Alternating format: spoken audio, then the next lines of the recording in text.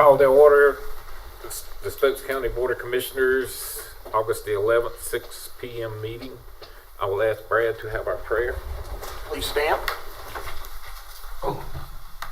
We're gathered here tonight to conduct another meeting of the county business here in Stokes County. Please give us all the faith and the vision to decide tough decisions and to make sure that we consider everybody's opinion and also consider all of the different various opinions that are within this county. And as always, please keep in your prayers our law enforcement, our firefighters, our other public safety officials, and our soldiers who are throughout the world making sure that we have our freedoms today. Amen. Amen. Pledge allegiance to the flag of the United States of America and to the republic for which it stands, one nation, under God, indivisible, with liberty and justice for all.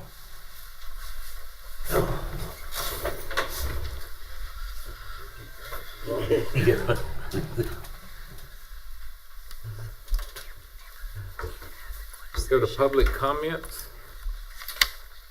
Have anybody signed up for Olivia? We got to approve the agenda. Oh, I'm sorry. And we need to add a quick closed session. So just in a, Okay, we're going to add another closed session. Do I hear approval of the agenda with, Motion to approve with changes. Second. all in favor? Aye. Now public comment. we do not have anyone signed up for public comments. Okay. Now we go to comments from the commissioners. And who wants to go first? Welcome, everybody. Really appreciate the people that are here tonight in person.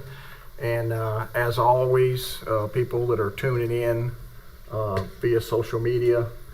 I'll really kind of, I guess, save some time. I'll just say a couple of things in public comments. But I didn't want to add anything to our agenda for discussion. But one thing that I like to talk about, and it deals with transparency and being open. And I don't want to get into the manager's presentation later, but on the survey document, I've read it quite extensively. And one of the things that jump out at me that I think that we need to improve on in the county is the part where we're below the regional average and also the national average, and we don't really score that high when it comes to communication with the community. Now, I'm not saying it's just from the Board of Commissioners, but it's Stokes County government, and we lead Stokes County government. So, and I've always been open and transparent. So the one thing that I think that might be troubling or people vague in the agenda coming up on the consent agenda is the $50,000 transfer of money into an account so we can spend it for litigation. Well, the litigation is we were sued about 8 weeks ago over the solar farm. It's public record. It's been public record since the lawsuit was filed. You can read it at the clerk of court, Superior Court. And that's really all I can say. But the county's been sued. And yes, we do have to pay an attorney to represent us. That's all I got. Okay, Rick?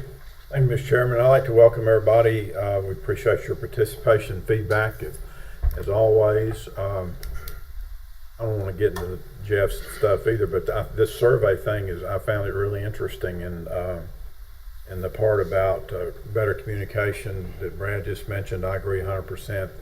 I think we can really put a focus on doing that, and that'll be a major improvement to our government and allowing us to do a better job for the folks that elected us. So I'm really looking forward to getting into that and discussing it with the public.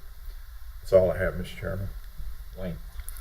Again, reiterate what they said. Appreciate everybody being here tonight.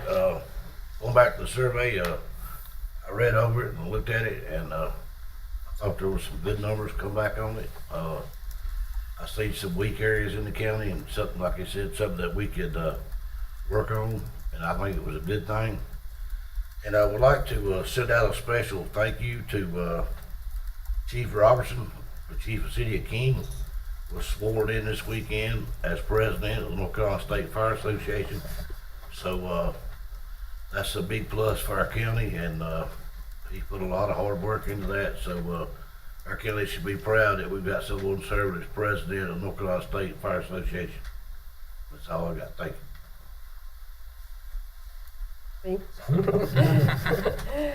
Just welcome everybody that's here and watching online, and like has been mentioned, the survey results that we're going to go over later is very eye-opening, very interesting, and I think this is something, I don't know if we'll do it yearly or every few years, however we decide, but and I think we can take this and maybe look at some of the answers and tweak it a little bit, and I don't foresee it to be the same questions every time, but maybe we can, even drill deeper, do a deeper dive on some of the things that that have been brought out by the survey. And I just thank everybody that took the time to take it and give us their feedback, and I think it's important that we know what the climate of the county is at this time and moving forward, and what we can do better at. So I'm all for feedback. I think it's important, and it's important that we use that feedback. So that's all I've got. Thank you. Jeff?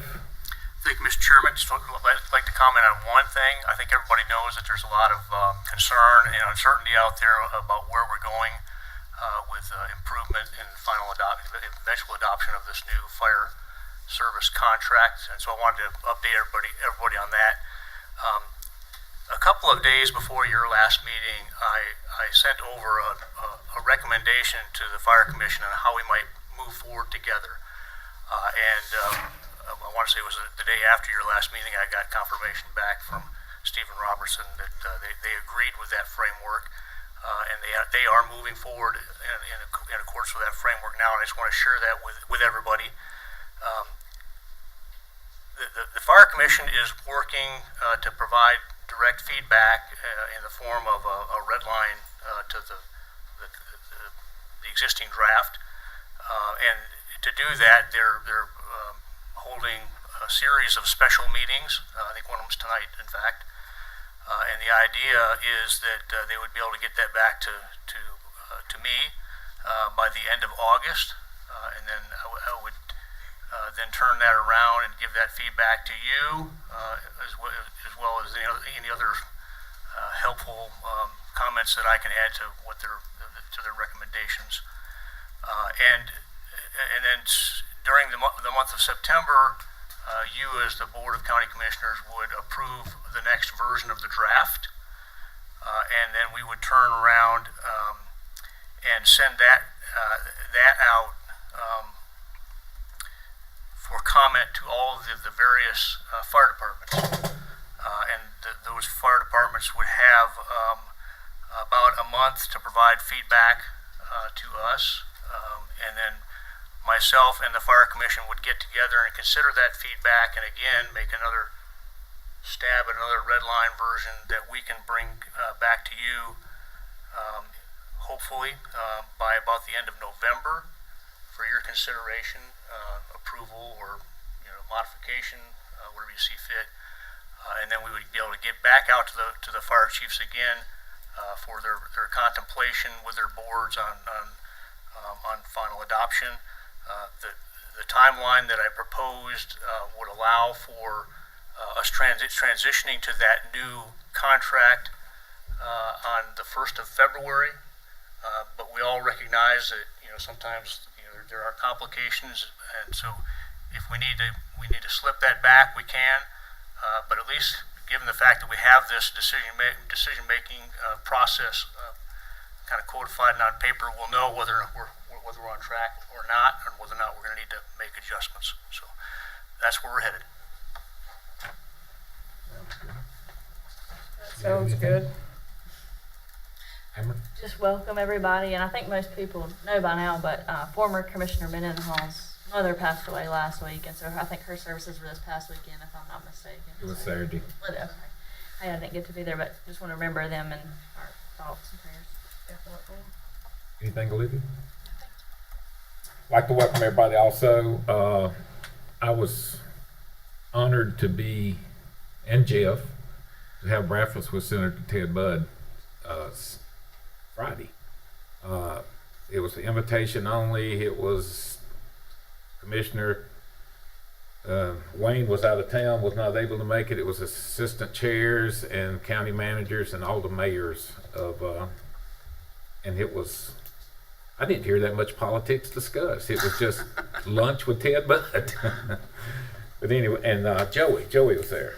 So that was fun. Other than that, let's get this meeting going. Conflict of interest. Before moving any further, does any board member have a conflict of any items on the agenda for today, or one that might be perceived as a conflict of interest?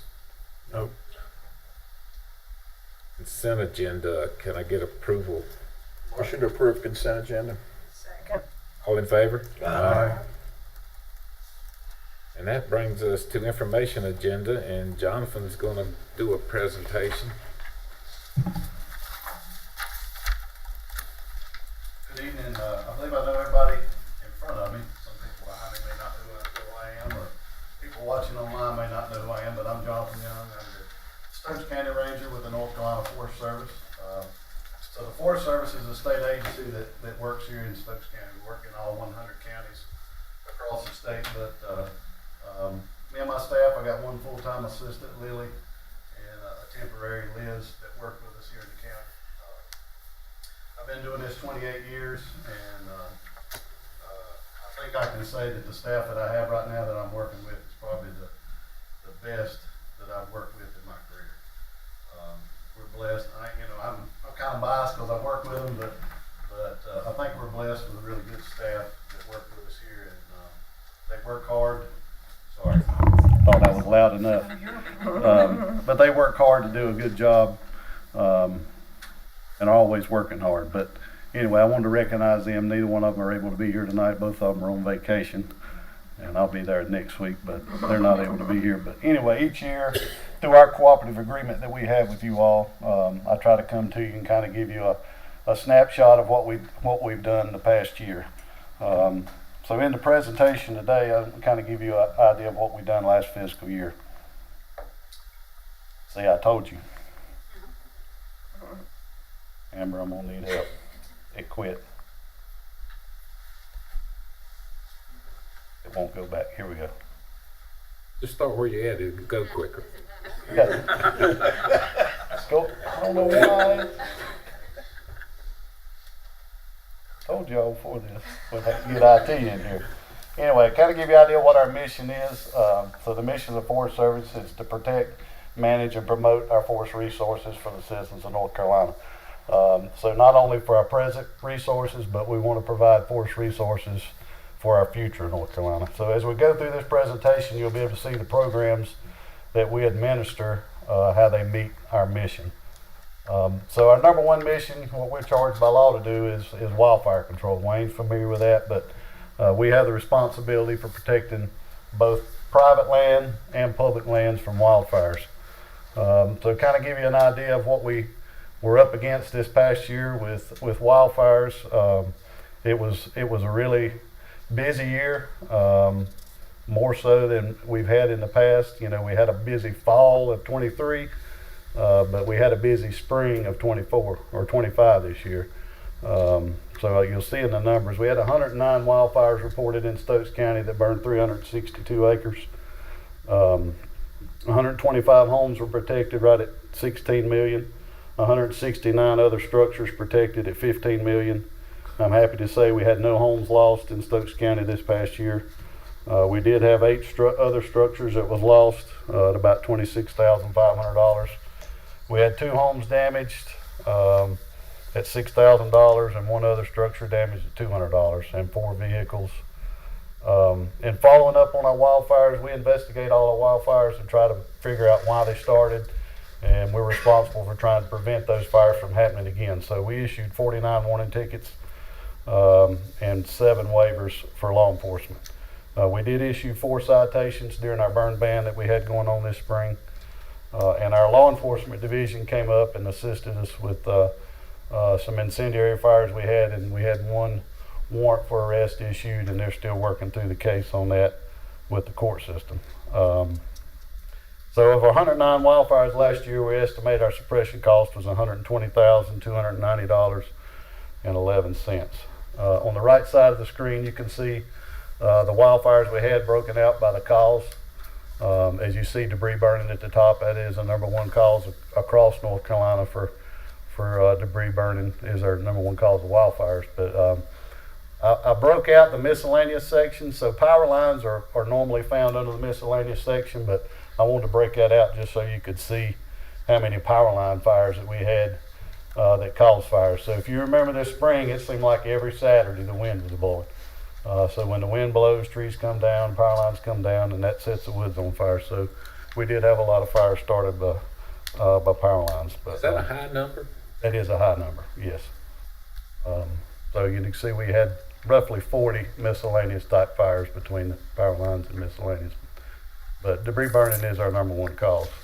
Another number that we used to track on our fire reporting system, we don't anymore, and I've been keeping up with it since we stopped, but kind of what my age is, the 3 of us, the fires that we initial attack. In other words, what I mean is we're the first there performing an initial attack, and I'm happy to say that the 3 of us initial attacked 28% of our wildfires this year. So roughly 30 of the 109, one of the 3 of us were the first on the scene. And, you know, I think that goes to a lot of the stuff that you're dealing with manpower shortage with the fire departments, but really a good job of my staff. So I wanted to highlight 2 of the large fires that we had in Stokes County this year. On January 29th before noon, normally our fires in our afternoon, but before noon, we got dispatched to the extreme northwest corner of Stokes County, right on the Surrey-Virginia line. The fire department units that got there found a relatively small fire burning, but it was burning on the side of a slope that the winds were blowing upslope on. So what we call that is with the wind aligned with the slope. So it quickly spread upslope and burned to the top of Archie's Knob. That's the name of the fire. And so with assistance from Stokes County Fire Department, Surrey County Fire Departments, and Patrick County, we had a bulldozer come in and we had a hand crew come and was able to contain the fire within a few hours at 23 acres. So the one you probably saw in the news is the Going Town Road fire. It happened on March 22nd, so in the early afternoon hours, the Forest Service as well as Northeast Stokes Fire Department was dispatched to Goinstown Road for a woods fire. I was fairly close by when the call came out. I actually just had left their fire department. We were spread out across the county just because of the conditions that day. But I arrived there at the same time that Northeast did, and we found a fire about 5 or 10 acres moving very rapidly. When I say very rapidly, the winds were blowing about 30 miles an hour. Probably one of the most challenging wildfires I've had to supervise probably in my 28 years. I've been a part of fires all across the United States, but that's probably one of the most stressful ones I've had to manage in my career here. But we found the fire quickly spreading toward Rockingham County. There was no structures in the immediate area, but there were homes and other structures. You know, a lot of it belonged to Roy Carroll, but some of the neighbors out there, it was burning toward those structures. So I got with the chief at Northeast and with some of the Rockingham departments, and we set up structure protection at all the structures that were ahead of this thing. So it was approaching Goinstown Road, and I estimated about 3/4 of a mile of road frontage where this fire bumped into. So we used fire departments from Stokes, Rockingham, Forsyth, Guilford, Patrick, and Henry counties. We had a lot of fire department folks there. We spread them out all along the road, pretty much truck to truck where the hoses could touch, and they protected that road and prevented it from crossing that road while a few of us with the Forest Service backfired that road. We did have 2 unsuccessful burnouts. The winds were blowing so hard that we weren't able to control the burnouts, but thankful for the fire departments we had there that day. They did a really good job preventing that from crossing the road. We had a aeroplane come in to give us aerial eyes in the sky to help us. We had 2 bulldozers come. We only have 3 bulldozers in our district, and I had 2 of them here just for Goinstown Road. I was thankful I was able to get an aircraft that day, and I was thankful that I was able to get bulldozers that day. I called for a lot of other aerial resources and was denied all of them because they were already committed to other fires across North Carolina. It was an extremely busy day across North Carolina, so I was really lucky to get what resources I had. But anyway, we was able to contain the fire just before midnight at 276 acres. It was a pretty large fire, and actually with our records, that is the 4th largest wildfire to date in Stokes County. I'm going to try to get this thing. Here we go.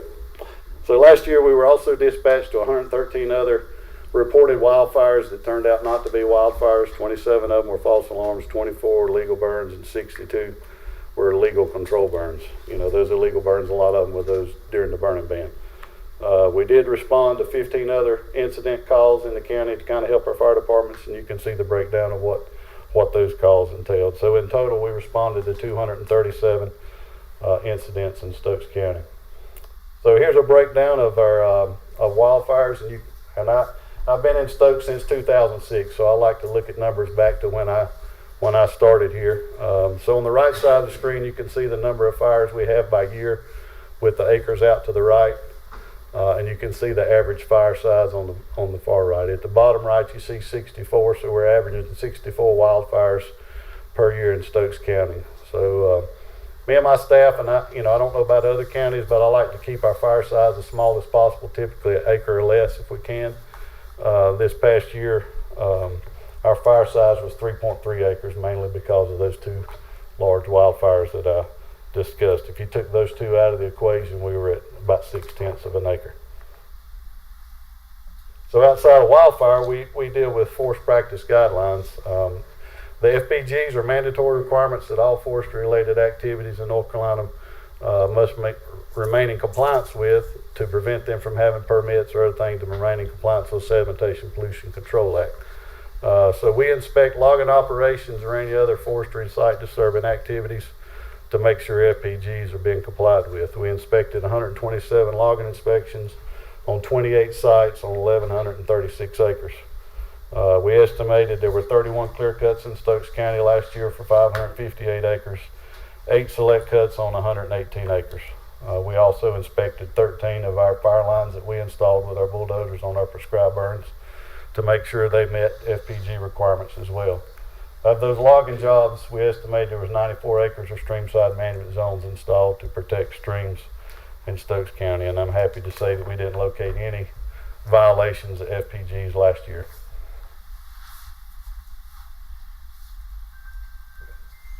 So we also are tasked with protecting our forests from insect disease outbreaks. We respond to citizens' requests to come out and look at trees in their yards or trees in their forest land to see if there's any issues. Last year we only met with 5 folks to look at shade trees in their yards. We did assist 1 landowner by telephone. We did conduct 1 aerial flight looking for southern pine beetle activity in the county, and I'm happy to say wasn't any found. We also assisted, you can see the be on the lookout for insects on the screen: the spongy moth, the elm zigzag sawfly, the spotted lanternfly, and the Asian longhorn beetle. Anybody that thinks they may have those, please reach out to our office. So the spongy moth's been here for a long time. It's been in North Carolina. We did have an infestation found on Sartown last year, and the plant industry division with the North Carolina Department of Agriculture is the one that's spearheading the control measures on that, or the slow the spread program, and we assisted them last year with the survey at Mountaintop Youth Camp for those spongy moths there.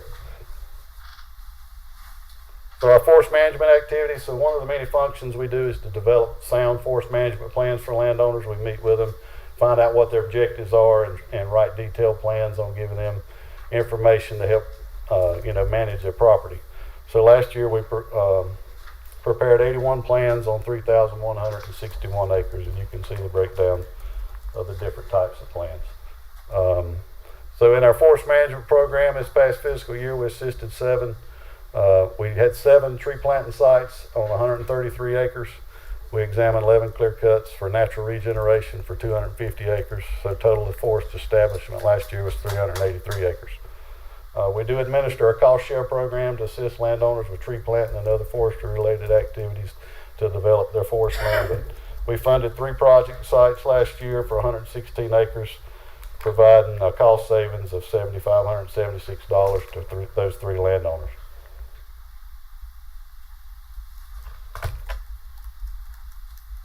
So prescribed burning, hopefully everybody's becoming more aware of the prescribed burning we do.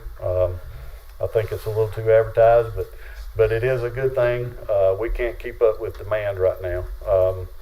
So, you know, the history of prescribed burning, when I started, it was primarily used for hazard reduction, for burning through the forest to reduce, you know, fuel load and to prevent a catastrophic fire if it was to happen. But in recent years, fire managers have learned that, or become to realize that prescribed fire promotes, you know, more native vegetation, more native grasses, more native forbs, wildflowers, and it overall improves wildlife habitat. So the majority of the prescribed burning that we're asked to do or contract with landowners to do is for wildlife habitat management.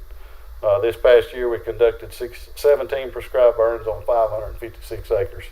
So that's a running about par for every year. We usually burn between 15 and 20 tracks. I had 6 contracted that we didn't get to last year. So we start out this year with 6 in addition to what I've already got stacked up on my desk. So I think I've got 23 or 24 lined up for this coming winter. We do have a cost share program to provide some assistance to landowners for prescribed burning. I think Mr. Budd that you met with the other day, he proposed an act for prescribed burning back in June, so I'm not sure where that's at, but I think a lot of the funding is coming from the federal government to help landowners with prescribed burning to reduce fuels. But we do have a program that we assisted 13 landowners with obtaining just under $7,000 on 398 acres.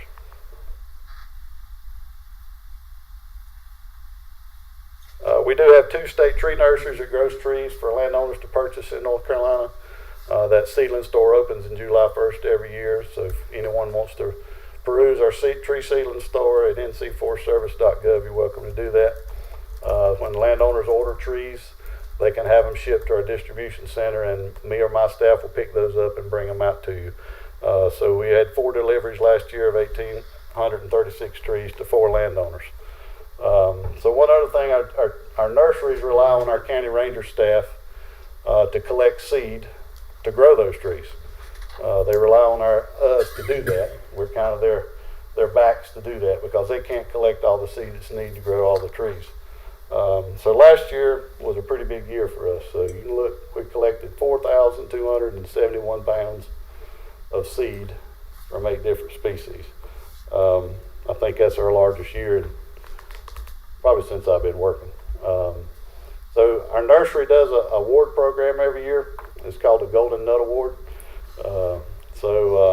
They haven't announced the winner yet, but I'm pretty sure that we're probably going to be receiving that award for the Golden Nut Award based on the numbers I've seen. So I'll let you know about that next year if we're the Golden Nut of the state. So another part of our job is do information educational programs, you know, to promote our forest resources. That's part of our mission, is promoting. So last year we did 44 educational and information events, and you can see the breakdown of those. And our staff also assisted with 1 full day shift at the North Carolina State Fair in Raleigh. We do maintain a local wildland fire crew to assist us. You know, we've got the rough terrain with the mountain here. Our mountain counties maintain a pickup firefighter crew, and we've maintained one. We've got 27 trained firefighters that help us. Not all of them are for Stokes County, so I'm not drawing from, you know, I'm not taking away from a fire department when we're shorthanded. A lot of them are coming from Forsyth and Guilford County. But we do have 27 trained firefighters to assist us, and they're a huge asset. This past spring, they earned their money. You know, we've had this crew since 2011. It's fluctuated in who's been on it, but This past year, we used 18 firefighters on 52 wildfires. So you remember we had 109 wildfires. They assisted us on 52 of them. I don't think that we've ever used them on that many wildfires before. But we paid them $20,366 to help us. So $2,000 of that to kind of let you know where the money's coming from. $2,000 of that is in our budget that we do with you all. The other $18,000 was picked up by our central office in Raleigh, so that didn't come at any cost to you all. We did 2 training opportunities for our fire departments, one for our fire crew and one with our fire departments. So this was the 11th year of having a temporary smoke chaser here in the county. This position's been a tremendous asset to us in helping us with all that we do with all our programs. So I kind of wanted to go through the numbers of what she performed. And this picture of Liz with Smokey. But she responded to 30 of the wildfires, 8 non-escape legal burns, 10 illegal burns, 2 of the false alarms, and 11 of those other incidents, including trees in the roadways, cutting them out. She's medically trained. She carries a medical bag that Brandon provided for her. So she helps on medical incidents. So she responded to 3 automobile accidents and 1 vehicle fire. She assisted us on 10 prescribed burns on 318 acres, and having that position and having her when we're doing prescribed burning, because when we're doing prescribed burning, a lot of times it is a day where we can have wildfires. So while we're burning, when we get a wildfire call, she's the one that responds and does initial attack. So Lily and I can stay committed to the prescribed burn that we're dealing with. So that's a big asset having her. She helped us on 22 logging inspections and 11 educational events, and she attended 4 trainings at a total cost of $18,000. So thank you all for your continued support of the Forest Service and the programs that we do. One other note, you should have a more detailed copy of my annual report. In the back of that, I add a little addition, something new that I did this year that I've never done before. It should be a spreadsheet for the last 10 years of our data. So you can see everything that we've done for the last 10 years, as well as some graphs kind of detailing that. So if y'all got any questions or anything you'd like to see different next year, or numbers, I'd be glad to help you with.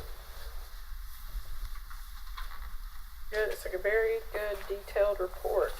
I really appreciate everything. And as we have a farm up in Virginia that we're in a program with, and so it kind of makes more sense to me now because I've been hearing my brother-in-law and my husband talk about all the details about that, and my son, who will inherit it one day, they're trying to school him on all the things, because my brother-in-law was like, if something happens to me, you need to know all this stuff. So I've been secondhand hearing all of it. So it's very interesting what y'all do. So we appreciate you, especially when there's wildfire, but all the time.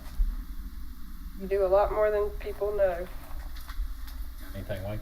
Very good detailed report, buddy. Man, nothing personal. This whole time I want to see you. But I like to say the Forestry Service, we've had 2 major fires on the mountain, and there's probably a good outside agent group that's ever came in with that amount of people that work with us at the fire department, that everything just run as smooth as it could run. And I told all these folks there, from all the way up to the top people, you couldn't have went any better. Everybody working together on them 2 big fires. Yeah, and I'll throw this out. Wayne brought up the big fire on Sartown, so we had out-of-state resources here to help us in 23. So we had a Washington State hand crew here with us helping, and we had several other Washington crews that were in the mountains that came to help us. But kind of a feel-good thing. I'm kind of proud of Lily. She made our first trip to Washington State. She just got back from 14 days assisting Washington State. So North Carolina and Washington kind of have an agreement to help one another, as well as Oregon. But Lily just got back from assisting some of those folks that came here to help us in 23. So that was kind of a feel good to give back to them that came to help us in 23. My daughter Haley, she just, as a teacher, participated in something that the Forestry Service does as teaching teachers. about it, where they visited sawmills and Yeah. forests and Like stuff, the and Project she Learning Tree, I think, she yeah. really enjoyed it. She said it was very educational. She really did. You got anything, Rick? Yeah, Jonathan, you guys are worth your weight in gold for all these reasons that you just talked about, and I fully support that smoke chaser forever. So, maybe even more of them. I don't usually volunteer stuff like that, but anyway, we really do appreciate what you do for us. Yeah, just tapping on to what everybody said. I mean, it's an excellent report. You guys are very visible. I mean, Lord, you're only 3 full-time, right? That's all you got in your Well, in one your full-time, office. one part-time, right? Yeah. I mean, when you look at all the things you respond to and all the things that you do, and then you even add on that little bit, you know, with some vehicle accidents and a house structure fire. For a state agency, you're doing good. I mean, we're getting our money's worth out of you guys, and I really appreciate you. Good job, Jonathan. Appreciate it. Your turn. All right, next is Jeff. What questions you're afraid to ask? All right, so I'm here to talk about our first annual resident survey. And you all recall that back in January, in that the discussion we had about our strategic planning or operational planning or whatever we're going to call it, we decided that we really needed to invest in the ability to measure things more effectively. And this was a piece of that measurement strategy, was putting in place this annual resident survey that would tell us give us meaningful feedback about what our residents think with regard to the services we provide and what's important here in Stokes County and what's not important here in Stokes County. And so we reached out with a firm called ETC Institute. It's a firm that I've worked with previously in other locations. I knew that they do a very good job with these types of surveys. This is what we're going to talk about. Just mentioned that we worked with ETC Institute. I'm going to tell you about what that methodology looked like, and it went very smoothly this year. And then we're going to kind of dive into the key results, touch on this concept of important satisfaction and how it can be powerful, and then show how we compare to the national and regional averages across the country and across the Atlantic region. As I mentioned, ETC is who we worked with. They've been in business since 1982. They're out there in Olathe, Kansas. And their mission is to gather statistically valid data to drive meaningful change. That comes right from their website. Over the last 5 years, they've administered statistically valid surveys for over 1,000 cities and counties across the United States. And that's really what they really bring to the table, is all of that comparative data. So we know, we can look at data, and we have to kind of, if we don't have that comparative, benchmarking, we don't really know if we're doing well or not. It's something we might get 90% resident survey satisfaction on something, and we think that's great. We pat ourselves on the back, but until you learn that the national average is 95%, well, maybe it wasn't all that great, and kind of it works the other way as well. Sometimes you have what looks like a poor result, not a high degree of satisfaction, but it's just the nature of the business, that whatever you're measuring, and you find out that other local governments across the country struggle with the same things.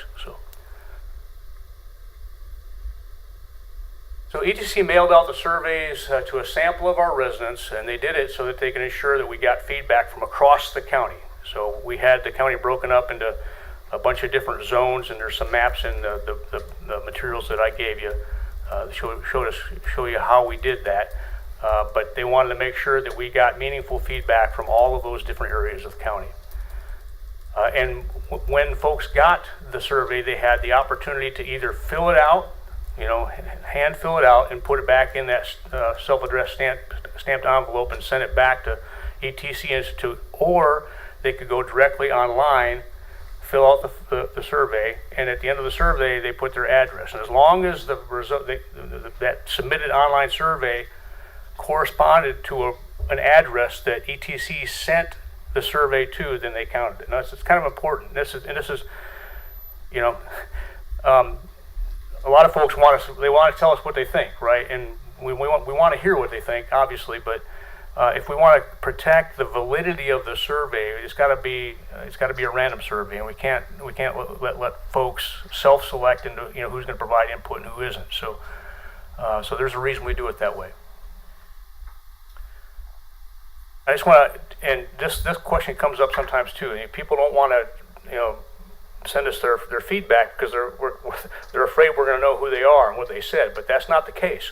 And that's another, you know, powerful or important reason to use a firm like ETC is because all of that data, all the survey results go directly back to them, and we never see who responded, and we never see how those people responded, and we can't make that linkage between feedback and a name. The goal was to get at least 400 completed surveys out there with that appropriate geographic distribution. And in the end, it happened pretty quickly too. We actually got 460. And so as a result of that, we were able to wrap this thing up a little bit ahead of schedule this summer. And I'm able to bring you these results almost a month ahead of where we were originally forecasting. And based on that result, that 460 surveys, we can have a 95% confidence level that the results are somewhere within plus or minus 4.5% of actual resident perceptions. All right, key results. So question 1 asked, tell us why you came to Stokes County. Why do you live here? And you can see there's kind of there's a big 5 there: rural, low traffic congestion, low crime rate, close to family and friends, and low cost of living. And you'll see some of these same kind of that trend in the rest of the survey. And then they followed up and asked, okay, so you're already here. Now, what's most important about you staying here? And it's really the same big 5, not necessarily in the same order. So rural setting, low crime, close to family and friends, low cost of living, and low traffic congestion. So this concept of quality of life, it means different things to different people, right? But we asked this question and said, so tell us what's important to you with regard to how you define quality of life. And you can see how it all lays out there. They're all good factors. The biggest one was safety and low crime, and having responsive public safety services. There's that discussion about roads and highways again, health care access, natural open spaces, parks and trails, public education. Those were kind of the top of the heap.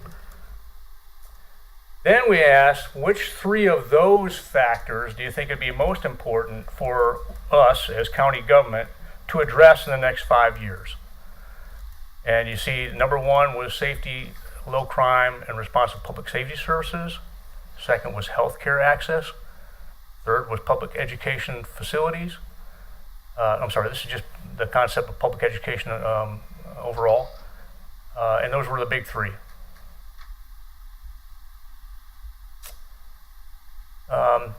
We asked whether or not folks think Stokes County is a safe place to live, and you can see that there's a high degree of agreement with that statement. Stokes County is a safe place to live.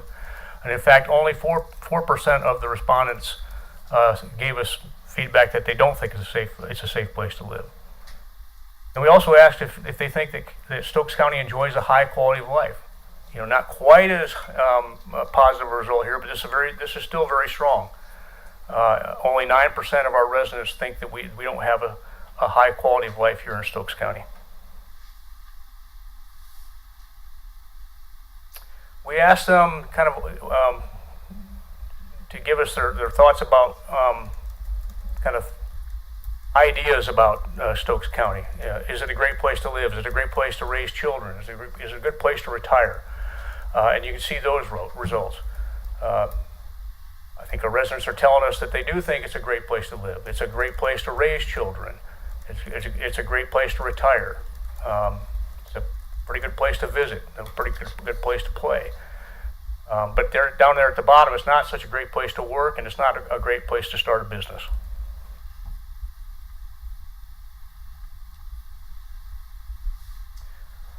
So we moved on to actually the services that we actually provide as the county government, and we asked for satisfaction with regard to those various services.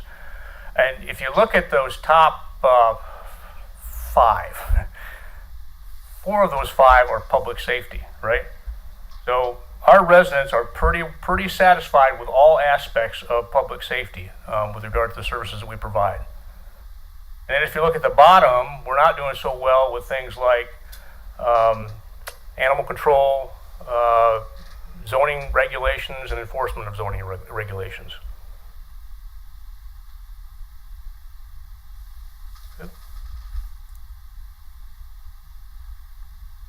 Those same categories, we asked which ones do you think should receive the most emphasis from the county over the next 5 years. So this is kind of setting us up for a conversation next December or January when we're talking about building the next 5-year operating plan.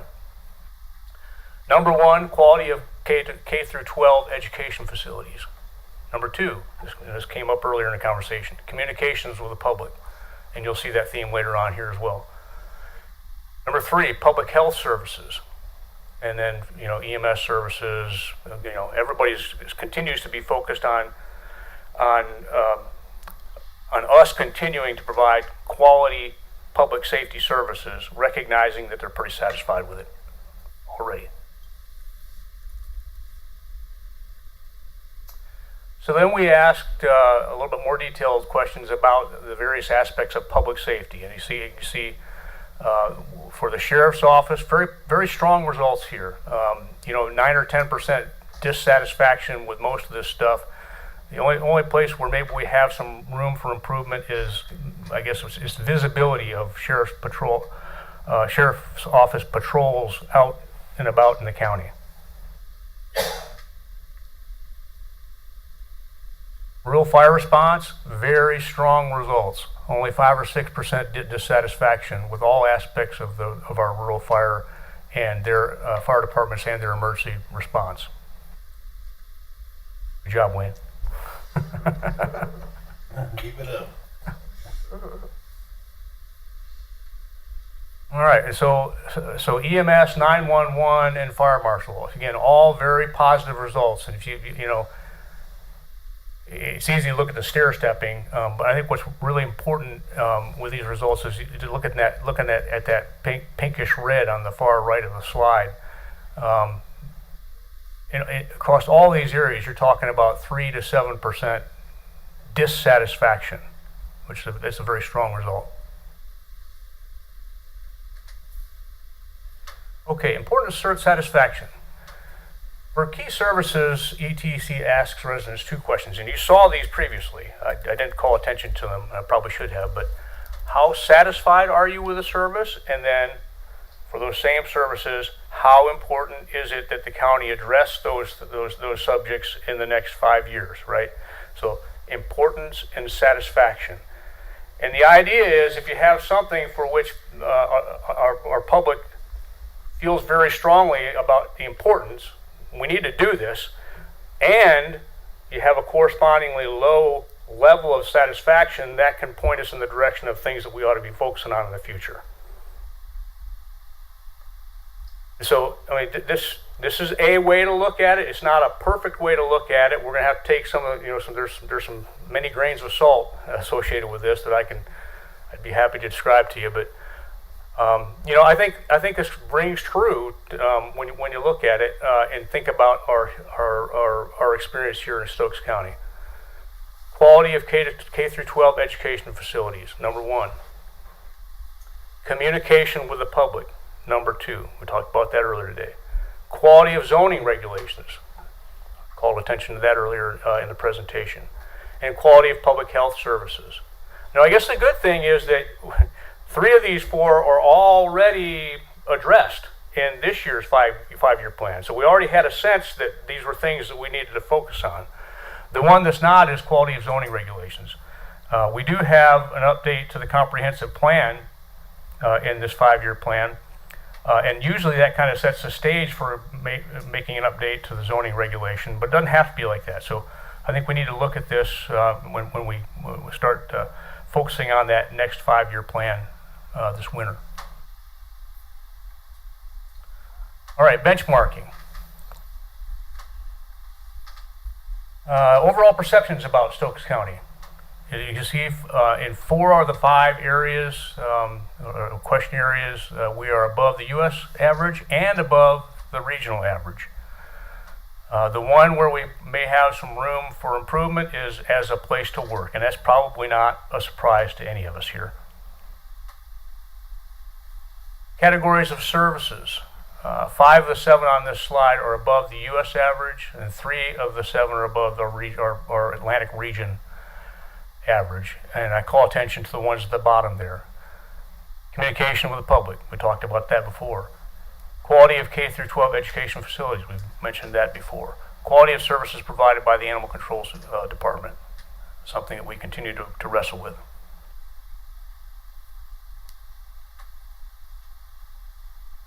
Value received from taxes and public engagement.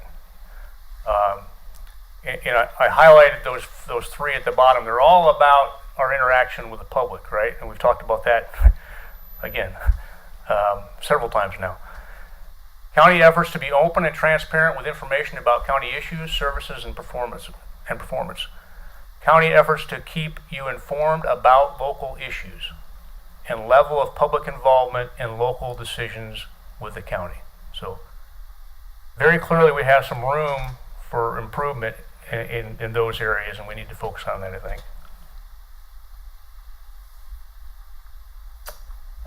Emergency response, all seven of these areas we are above the U.S. average, and in 4 of the 7 we're above the Atlantic region average. Maybe the one off there in there where there might be some room for us to think about ways to address it would be the response time by our sheriff's officers, our sheriff's office deputies to emergencies. I'm not sure why that is. We probably would have to dig into what people are thinking there. All right, so that's not everything that's in that report, but I think I hit all the high points. Do you have any questions?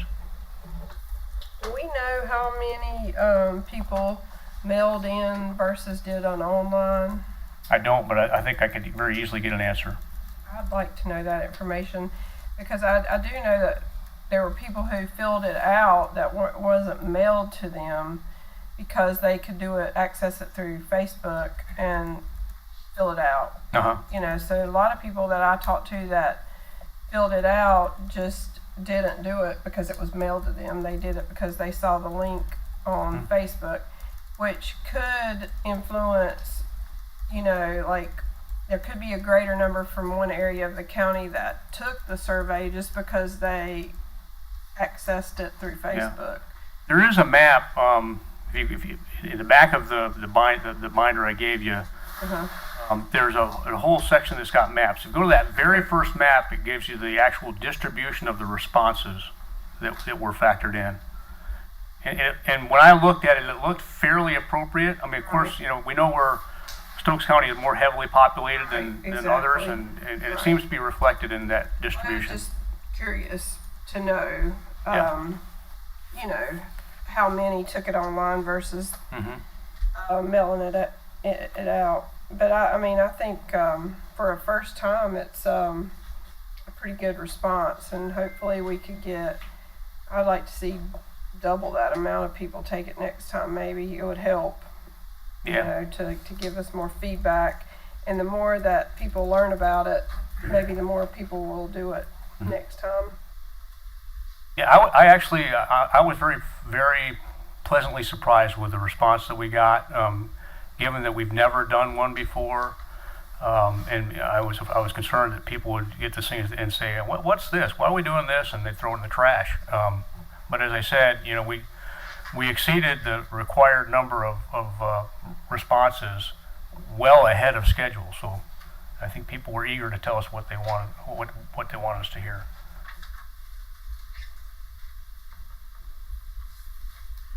Can you say, Jeff, they would screen out the ones that they got that didn't match the address list, even if it would, if it did come That's in right, online? yeah, yeah. So that's a check and balance, I guess. It's the check and balance. They may have, I'd have to go back and, I can't recall specifically, but in that report, there's a bunch of free response, right? And those comments may have been included, just so that you all have that feedback. That really upset the statistical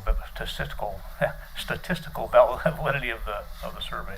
And I can't remember, was there a place for comments, like other than just like for people just to make random comments? I I don't think so. think at the end of the survey there was a catch-all, but the Yeah, survey instrument's in that binder as well. I'd have to go back and look. yeah. But there were several questions where there was intentionally put a place for a comment. Open-ended. Yeah, open-ended comment. Yeah, and I have not had time to look at all of those, but it's good to have them in a binder like this, so. And it's like it says not enough deputies a couple times here, and that would speak to the response time. Obviously, you'd have to put more deputies out on the streets to increase the response time, and that's always been a problem, is just keeping enough deputies employed, period, because of the nature of the beast there. I would say that, to me, one of the biggest thing that just jumps out at you in this survey that I think it just keeps reinforcing is, number one reason people chose to live here, rural setting. Number one, and it's not a small, by far, it's like the big, widest gap. And the next thing is, why are you going to stay here over the next 5 years? Keep it that way. Setting, and it's not even close. Yeah. It's so I don't know. It just, and I think, as we I think we need to remember that. Yeah, that's important. That is important. It was a good survey. I enjoyed reading it. All right. I like especially this open-ended section where you answer these questions like, please check all the reasons why you choose to live in Stokes County. That's just a really interesting list to go through. Can't move is one of them. Can't afford to move. If I wanted to. But most of them are much more positive than that. Born here. Yeah. It's quiet. They're very interesting and very informative information. I'm still disturbed about where do you get your information. Number one source of information is Facebook. Facebook. I lose sleep over that. I mean, it goes back to we have to do a better job of trying to find a way to communicate. So, Yep, And that's that's true. a big action. You got to sell more Stokes News. yeah, well, Working on that. yeah, I think that's the big action item out of the whole thing is that we've got to get this communication yeah. going and get correct information out there to our misinformation. I thought it was a very good survey and good feedback on it. And just about every one of it, at the very bottom of it, you talked about the jobs. That's the part that's always bothered me here in the county, is people don't want this manufacturing here or this company here, but they want it to go somewhere else. Well, that's why we can't offer jobs here. Right. We want it to go somewhere else. Somewhere down the road, you got to say, look, we need jobs in our county. And that's why you try to go after, get these manufacturers coming here so you can have jobs in the county. So that bottom number will come on up. There's a balance, right? Yeah. Right. So people need to look at your survey they done. You're answering your questions. Everybody has to go to another county to work. And it's just the way it is. But if we try to get something coming in the county, you need to welcome it so we would get jobs, Right. All right. Thank you. Thank you. Yeah. Tammy will give us her report. Are you? Good evening. One more report, right? Is mine on here or is it not? Okay, I don't care. You didn't do it for the. No. Okay. I'll go over the SOCH first, and that's our State of the County Health Report that we do every year following our community health assessment. And for 25, we are doing a new community health assessment. So some of the improvements that we've done in 24 is we became a permanent checking station for car seats here in Danbury, and with the SCOPE program being fully together now with our peer support and the new opening also, with the help of the community paramedics and our MAT in-house, we overdoses reduced in 24. We are working with the ARC court now too, that just started up, the Accountability and Recovery Court. Our providers and nurses did a training with VI Health also this year to have MAT guidance on stuff we may not know or wasn't aware of. We held multiple flu clinics. Our annual back to school event was also held. And there were classes with our community health worker that she helped with a co-op, and they did cooking classes or different lunch and learns too.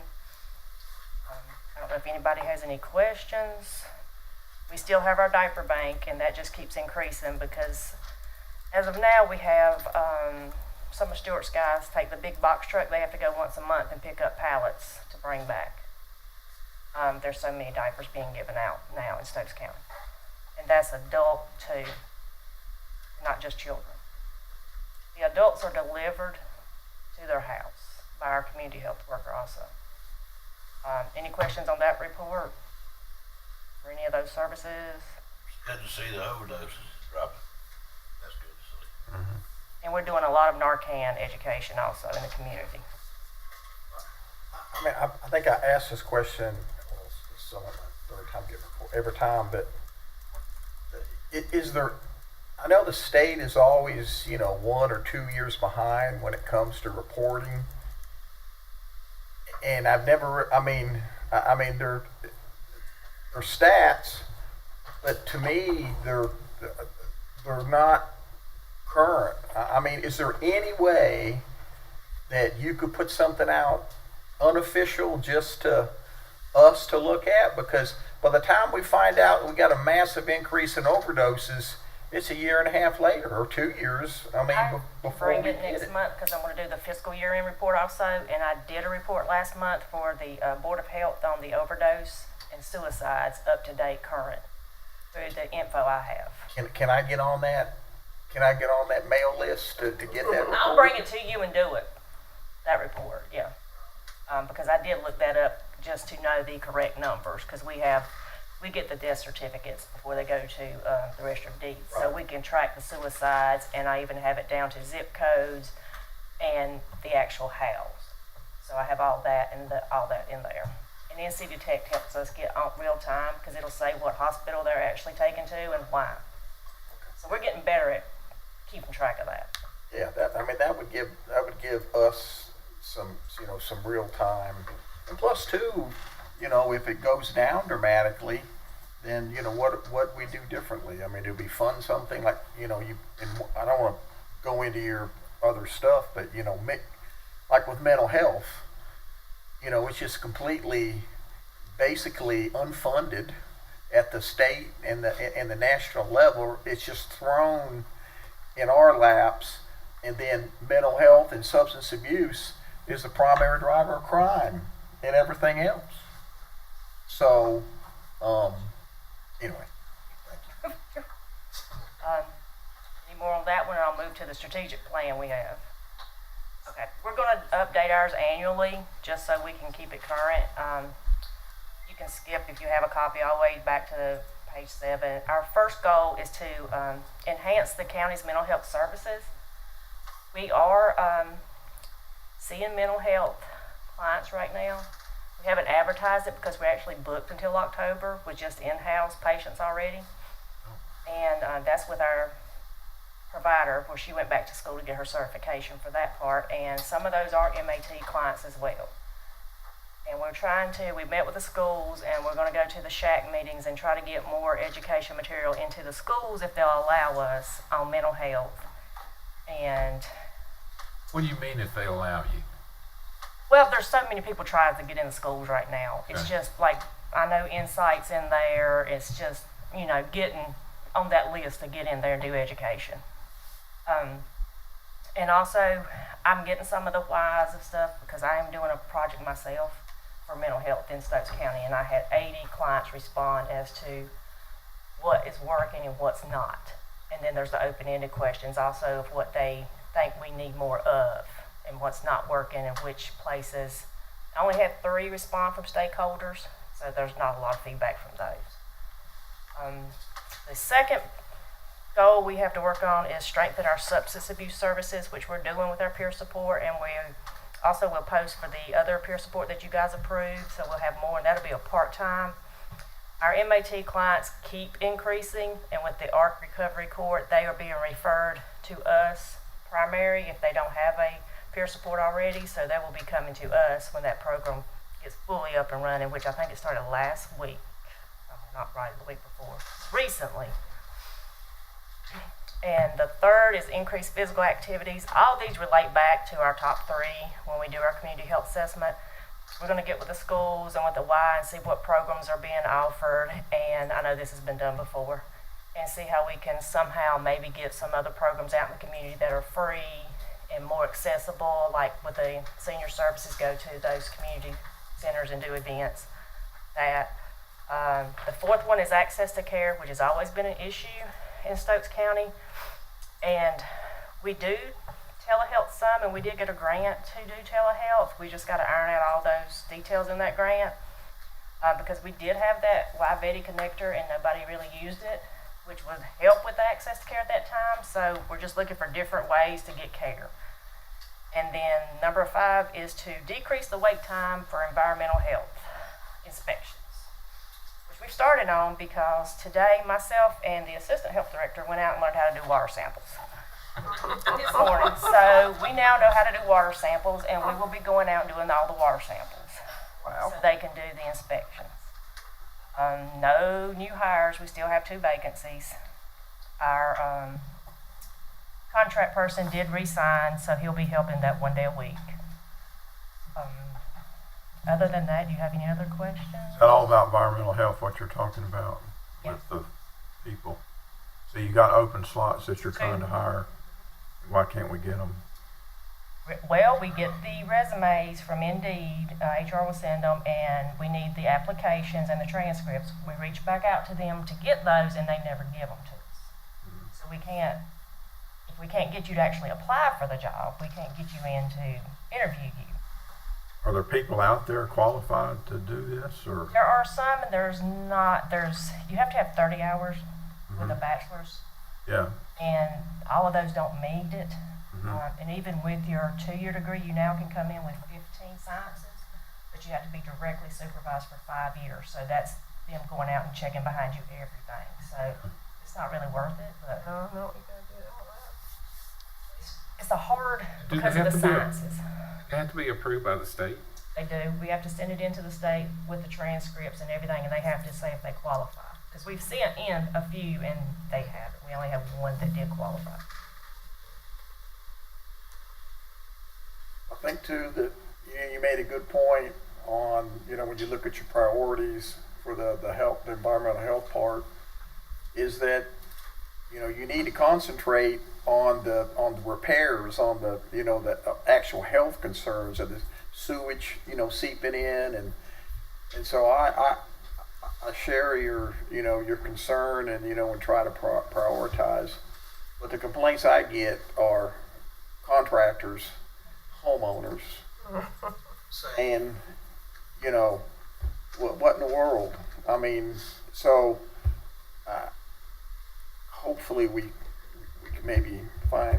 Well, one of the, because we only have 1 right now doing on-site, but the one, Matthew's going back to CIT training next week to get certified in on-site, so he can hopefully help too and do food and lodge, split it up. So he can help with food and lodging and do the on-site with Brandon, because right now Brandon's just fighting a losing battle. But I appreciate your trying, and that's all. You know, you're analyzing and you're trying to figure out, you know, what can we do different? How can we, you know, solve this dilemma? So We're close to going back and just seeing if we can go to CIT training.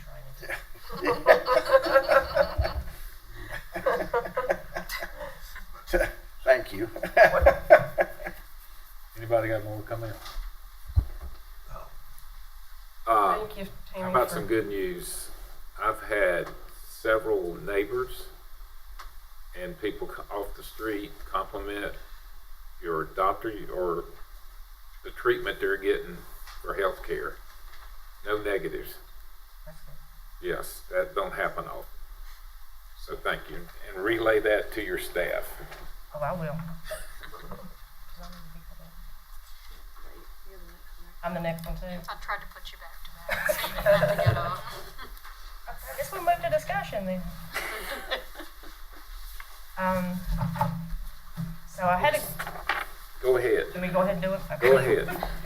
So we brought back a amended resolution due to the fact that the amount was not right for, the peer support salaries.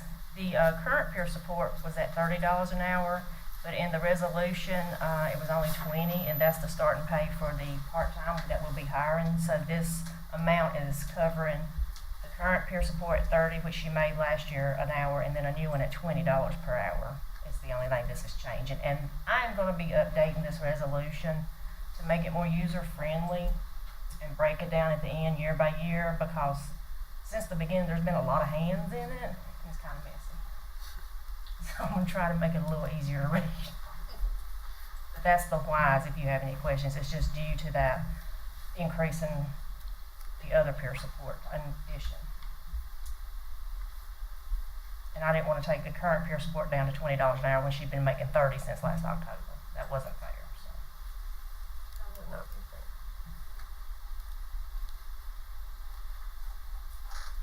What do you need from us? Just to sign the new resolution, and then the budget amendments attached also state what we're moving the money into is their salaries. Just have to move it to action. Yeah. To action. Move it to action. Anybody got a problem with that? None. Oh, I think that's all I have. Thank you. Tammy, is the current resolution, it's still okay for them to sign that one? I sent you a good one, a new updated one to sign. Okay, is that the one you gave me? Yes. It's in with Yeah, this. with the packet. Okay, I just wanted to make sure we had the right one. you got that to move to action. Yes, just whoever made the motion and all that.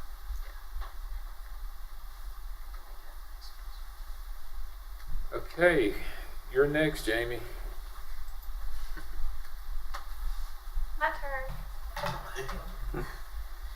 Okay, so I am presenting the findings from the fiscal year 26 internal salary study, which was completed in coordination with the county manager's office. This study is part of our ongoing plan to review 1/3 of all county positions each year, ensuring every department and position is looked at over a 3-year period. That cycle will ensure fairness and consistency. This year's study included a thorough comparison of salaries across similar counties, including Yadkin, Lee, Davie, Surrey, Rockingham, Chatham, and Wilkes. Based on this data, the departments identified for prioritization adjustments in this cycle are social services and EMS, where we found the most significant market differences. I want to be fully transparent and say clearly that this study was data-driven and objective while aligning with the State Office of HR's salary plan, which we're required to follow. No decisions were made based on anything other than our commitment to retention and competitiveness. While only certain roles within EMS and DSS are impacted in this year's recommendation, this does not mean that other departments or positions are any less valued. Every employee plays a vital role in serving the citizens of Stokes County, and all roles will continue to be viewed in our 3-year cycle. If a position wasn't impacted this year, it will still be part of our ongoing review process and will be looked at within the next 2 years as we continue through the full 3-year cycle. You've been provided with the methodology used in the study, as well as the suggested changes to the pay scales for the departments identified. These documents support the recommendations and give a clear picture of how we arrived at the proposed adjustments. The total proposed adjustment for fiscal year 26 is around $146,000, but with state funding, the actual county cost is about $48,000, which is well under the budgeted amount of $150,000. If EMS moves to a 24/72 shift in the future, that would increase the cost, and we would have to bring that back to you separately. At the end of the day, we want to stay competitive, retain great employees, and make sure we're using taxpayer dollars wisely. I'm happy to go through any details and answer any questions.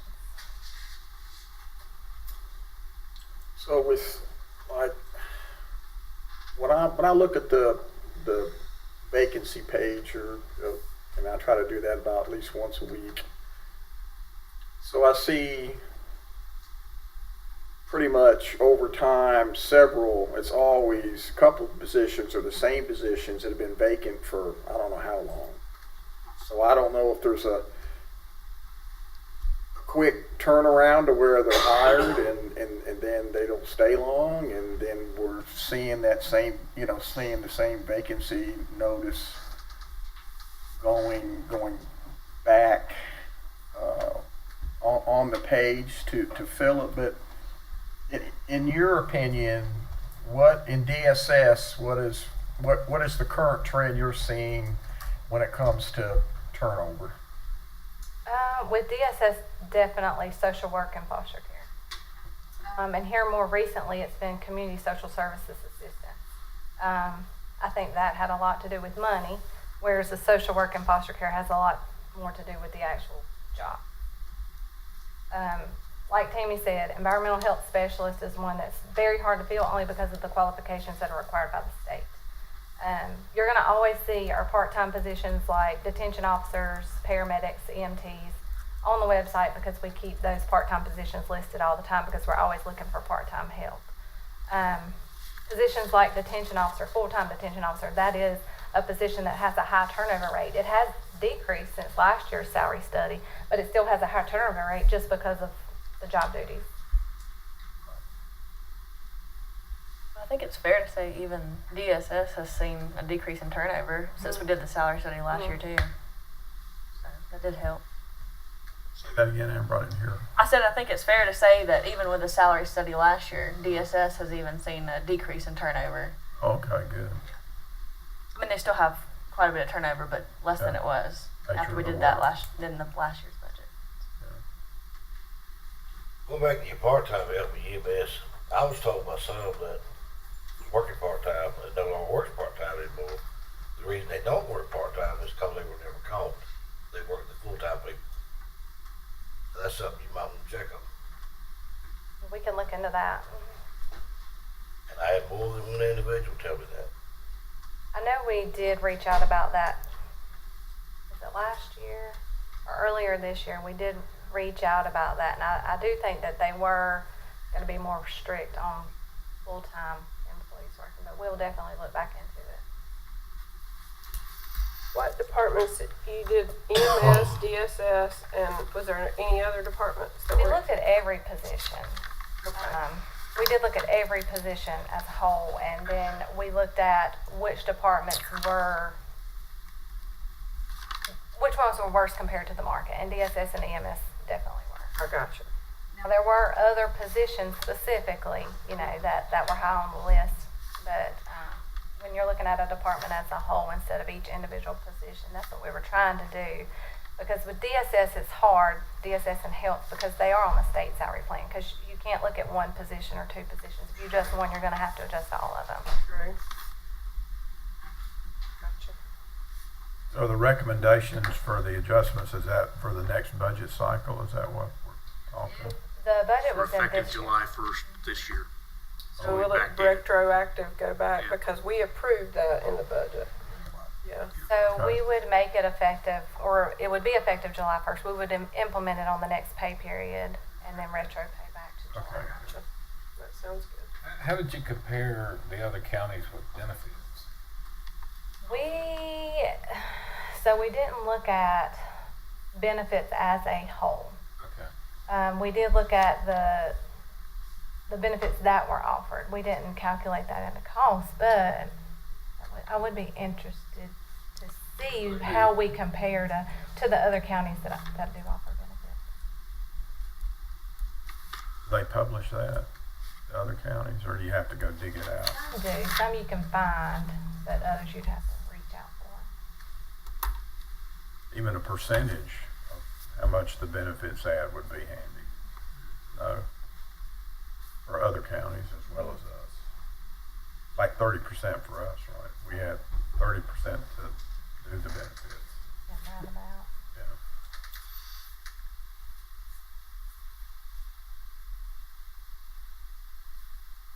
Are we done? What do you need from us? I guess Move it to action. Move to action, yeah. Okay, move to action. Is that okay for everybody? Yeah. Yeah. Tonight you mean, or? Might as well. Yeah. Yes, let's do One it. more thing. Okay. Thank you, Jamie. We appreciate y'all's work on that. Tommy, you've been very patient. Always, sir. Don't take that survey personal either.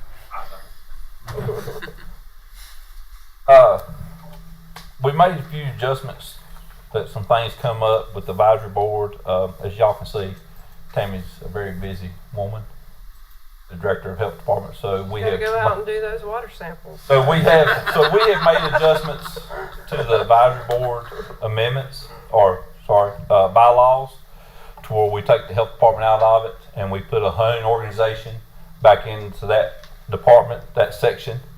So you will have now somebody representing the whole county all the way around on both sides of it. Plus you have your at-large county people.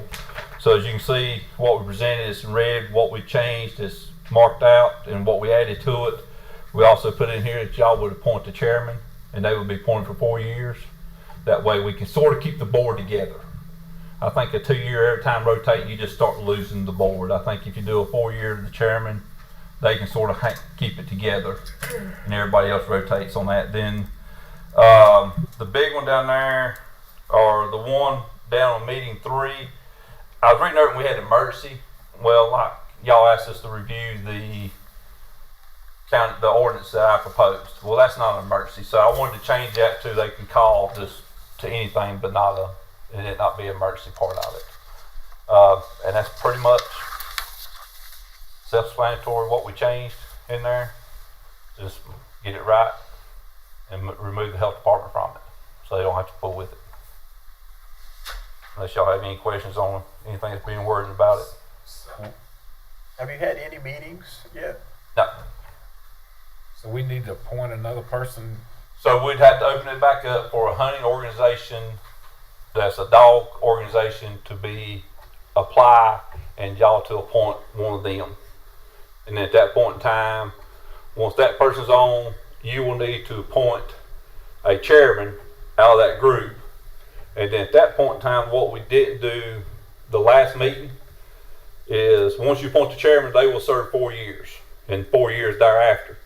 But what you didn't do was the members you put on there, you didn't decide who was going to serve a 1 year and a 2 year, so we can split them up to rotate. So you'll have to pick 2 members off the people you already appointed to serve 1 year, and 2 members to serve 2 years. That way they'll be opposite years of being replaced. So you'll have consistent 3 people on there at all times. Is that in the bylaws? Yes, we put that in the bylaw. So it's state down here, let me see which one it is here. Hold on a second. I got you. I see it now. Yeah, so in terms of appointment, the advisory board of county commissioners shall appoint 2 of the members to a term of 1 year, and the remaining 2 members of 2 years. Thereafter, those members shall be appointed for 2-year terms. So that way we separate them. So you're only losing somebody every 2 years. You're only losing 2 people every 2 years. That way, when you first start, you need that separation so you don't lose the whole group at one time. Yeah, That makes sense. Sort of like y'all's election. You don't lose the whole board at one time. We'll make it 2-year terms so we don't have to deal with this every. Yeah, that's what I'm saying. Once you do this right here, son, then after that, it's every 2-year term. Okay. So once you do this and it's appointed, next year you will appoint. Yeah, I see. I never mind. So after that, it'll be a 2-year term. So you only do it one time in a 4-year. So are you waiting to have a meeting until you get all this situated? I mean, is that pretty much the, I think I can speak when I say this correctly, and Tammy can correct me. I think she sent out to have a meeting and nobody responded. Except I think they responded to a couple of y'all that they felt like we was rushing this, but we just had a meeting like y'all asked us to. I got some feedback that the meeting was at, and correct me, this was one phone call, that the meeting was during the day and these people had full-time jobs. Yeah, they ain't nobody responded to Miss And Martin. of course they didn't. I mean, Right. They responded to y'all, but they didn't respond to us. But that's Stokes County way. yeah, so and as far as I know, I don't know the members. I know of them, but I think everybody's retired except for maybe one, and the other's a farmer. So I don't know that it affects anybody that's in the middle of the day. I don't know. I can't sit here and honestly say that, but Y'all remember all? Did y'all have one you wanted to get on here? well, I mean, this is the next one on here has got to be a hunting organization that's a dog hunting organization. That way we have a animal rights act, so we're going to put a hunting organization on there if y'all agree to The it. first one when you mentioned that jumped in my mind is Ken Severe. I Yes. mean, and he's a retired principal. He taught all my kids. I just can't see it's him. like the next person, I think. I can't see him being negative in any way. I'm sure somebody will. Well, I find think you had two people that's hunting organizations that applied last time. So if they apply again, open it back up for the next 2 weeks, and Open it then back up. move it to action. Go ahead and move this to action tonight. Open it back up for that one application, and vote on it in 2 weeks. Vote on it next meeting, so we can get this hope done he's- and get this out of the way. and hope they're still willing to do it. Because And just make sure they put on there they with a hunting club. yep, they have to be with the hunting organization. They have to show their membership and all that. Okay. Proof of their membership stuff, and move that so we can move this down. I got several things I'd like to get this out of the table so I can move forward with some several other things I'd like to do. Okay. One last question, when we appoint the chairman of this group, Mhm. and that automatically means they're on a 4-year term? Yes.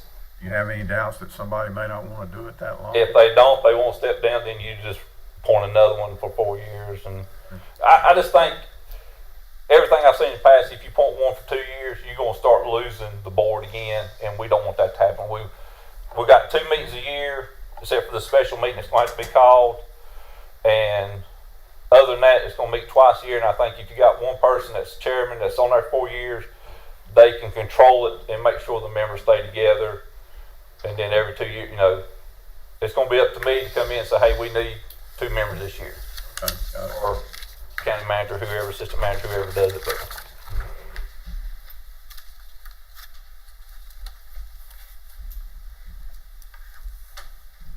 Well,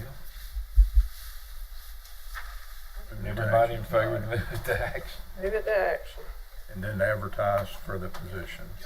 2 weeks. I'm good with You that. got that, Olivia? You're doing a good job. They not talk much, she write good. She don't talk much, so she can write Just for it. the camera. good. We're good, Tommy. Thanks. Yeah. Which brings us to action. That turned up. We had none, but now we got 3. Yeah, I kind of figured. So the first item was that scope funding request. Make a motion, we approve. All in favor? I mean, second.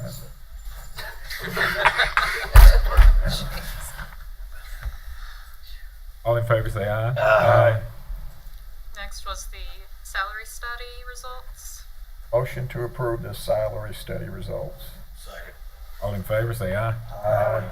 And then the Animal Control Advisory Board bylaw amendments.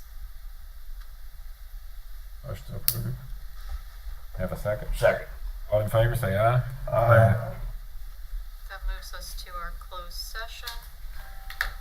Motion to go into closed session. Here a second? Second. Second. All in favor? Aye. I'll read the rationale. Rationale. Rationale for closed session to consult with an attorney employed or retained by the public body in order to preserve the attorney-client privilege between the attorney and the public body, which privilege is hereby acknowledged pursuant to General Statute 143-318.11A3.